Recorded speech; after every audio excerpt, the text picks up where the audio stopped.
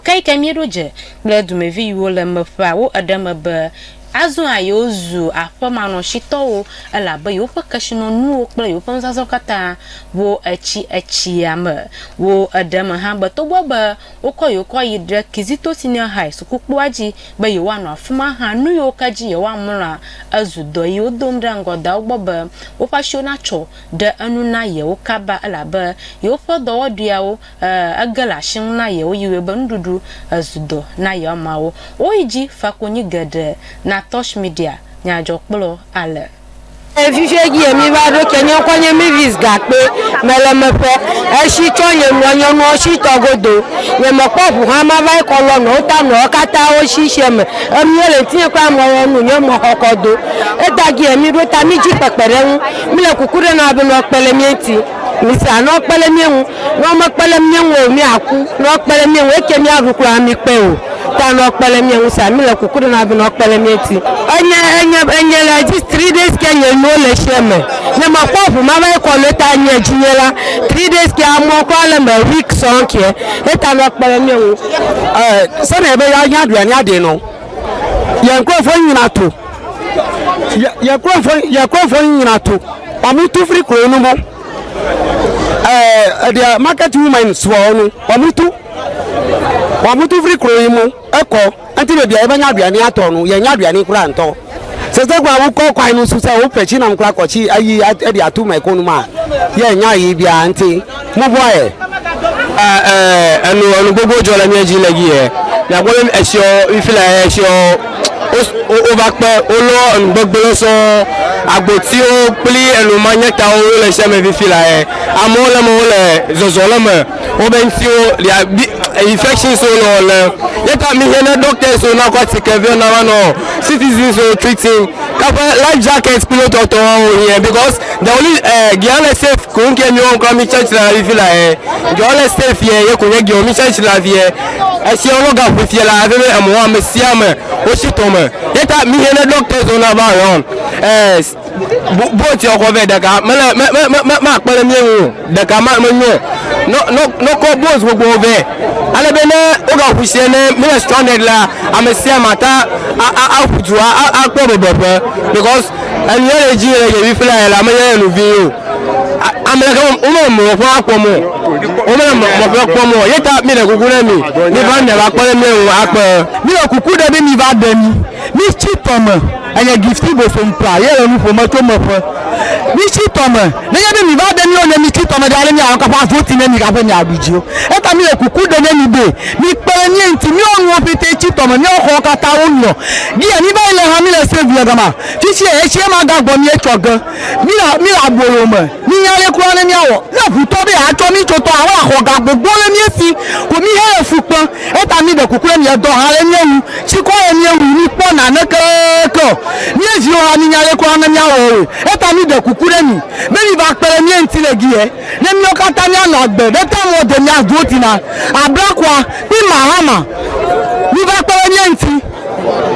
akufado o na nya bi le jejele wo ba pere mi enti mo ga no ga na no to ro a na le jeje na ba o mi akata mi go ni fakaba ni le ba pere akufado we le siji akufado ile siji yeta de chagba na fa na ba pere mi enti na wa da mi to me de bi mi akwa aye na bi no fuche no awuya eta na jagbagba na wa fagi na ba pere mi enti atonu o be de mi na wa ba pere mi da mi kuvo e ka bi na ba futi na bi na aduji na ya ba futi na ba o mi aka na aduji ka ba no siji na la dan gbegbe ma do mi be de kunya mala mi o le se to do mi ni o ko kata o mo se ba de mi pe mi jo ba ikaka du ale mo ye be ku mi po ele fu de la mi totonto mi o ko kata mo pe mi po ko ha mi amlo mo mi po ko mi amlo mo ko kata o mo ti to mo bi mi amlo du mo ko amere mi esi o tare mi jo o na o ti to mo gaye pinu kata o ti to mo fi o mi de kuku na ba pere mi enwuti ara be no le mi enwute mi ondudu onu si anu obasa mi po nwa nya du eta mi de kuku na pere mi enti ko bla ni no pe nbele mi na pere mi enti Katawo shimapa seriously. We are suffering and energy here. Ma wo de kapeko attack parliament na ma no de minyagi e mi life wala no. Nya ho kra kpotope na wabu. Nya meto de no de ka ha ko dogola homo. Nya tapo adefu. And energy no ma parliament wo de. We don't even know where we will go. Ndudu ejebo providing ndudu na mi because ko wale share katawo destroy. Ta mi here na ndudu pli echi. All these things over here because na ni emele dollar 1 million do me. A dollar for me galo. I'm always so bad for ndudu and they said the life for a gamelo. No gao chihome. Like the whole thing is so frustrating. Me the kuku na government be na parliament na man no de man no voter region. Ma for me la mi kata mi la obasa. We need help. Enemy pa enyeshi because esheke brumite nunugo mi enemy pa enyeshi. Na mi le she muka mi pon mi abu kwa enyo mi enemy pa enyeshi. Eshi enemy pa. Oto John Papa. Na to be eshi ororo Agbe enemy pa Agbe mi oho. Ifra de dodo kan ko be government no na mbi na she mi atu ho na mi a. Ifra nya ho mi Agbe ho mi kula more than 30 million go. Kale ma wo de vio ku school violence ye kale ma wa fi ataga ke school fi na vinyo. Nyo to da kan mi si o la Mepe do mo. Kabi Ifra de ale government awa fi akpere mi tu mi ile won gbe fi awo do fi apo gagaje domagomo fi ba je class 1 gomo. Kale government awo na mi ta mi de kuku mi amu aja se chomi onore mi de kuku government na dagba na pomi onkume na nye pepe lo kiko apomi onre no awo na mi choku de dem eta nya mere kuku ni nu ochi to me ke plale ade na ba pomi ko bo no pe 2020 up to now manager the hospital tamalo gama fi yon be chi ejo na bi mo na hospital na mo me va mi ejo la na probably be kwachi to me mi na pa chi to me ye do pro photographer ma ye do pro chi to me nu sa le bi ta ya fo ke afoma nyani mo ta mi de kuku na jidu do ani ejo eke no ya pa na mi de kuku na die mi la mi le critical mi le problem na ne kema ni mi ato awo ta less kaja government ado pula do no va lo mi ni o ko mi property so kwachi to me pu to mosquito na eta mi amo mi la baki ndo yo lo mi sipio e chi chopio wale be chere ko vatu mi pata mi te mi alo en ke no eta ndo pio chi tome eta mi la mosquito di labe o no wane sidaro ko gbo kwa ala kalama egbio ona mosquito la mi dupa nya tefa ndudu oko bo ko mo lu pru no ve ha mi mi podo ko sikli obe sikli o ko sikli ve mi ai ko sikli tete no ha po galiale na wo ha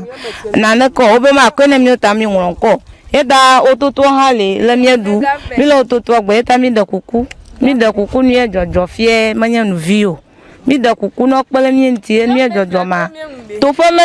to family kura wa amalekala to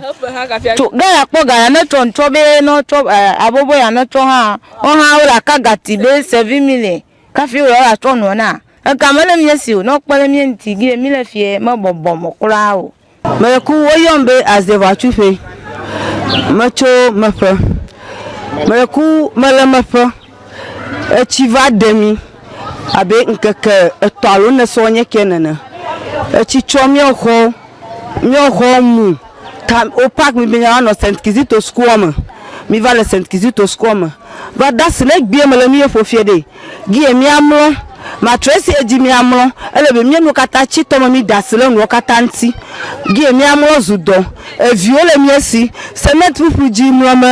mi le pakuli de viole enya mi kala football ami chon den de kla ha fie na neke toto ame demie numo gi mi akpom la mi adule gbe nkeke mi fie kla ha mi pe o gake amede wa agbe na kon du venemi no va do mi egbe ko gbe de ka me mi le ho mo kra about 30 la wa cho rice pack wa ma to pe venemi be mi manage ko ole football ka de vivia ko ade me kuku ha mele de na neke me demo ako echi sachet de ka ako pele one bag akpele ntinemi be mi anu mi de kuku na mi pele mi ewu mattress mi de kuku mi ko mattress na mi de kuku mi pele mi ewu gi emi amlo gi emi anno mi evio ndudu mi akla ganya sese ha na mi de kuku do weke mi awole mi ntide mi wene mi ele be na fi fie gi emi na fie e she la tagava gi afa ele be le mi megbe Saint Kizito school ma agbo megbela e chi gato gama ho eta gi emi la mi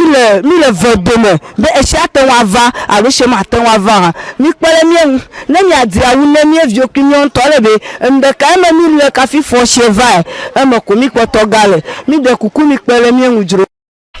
Yawan kpala kpanya sala dume viado yo kala Mepe first salama kpoko konyi fafa we ma o hadago ai ka achia de wa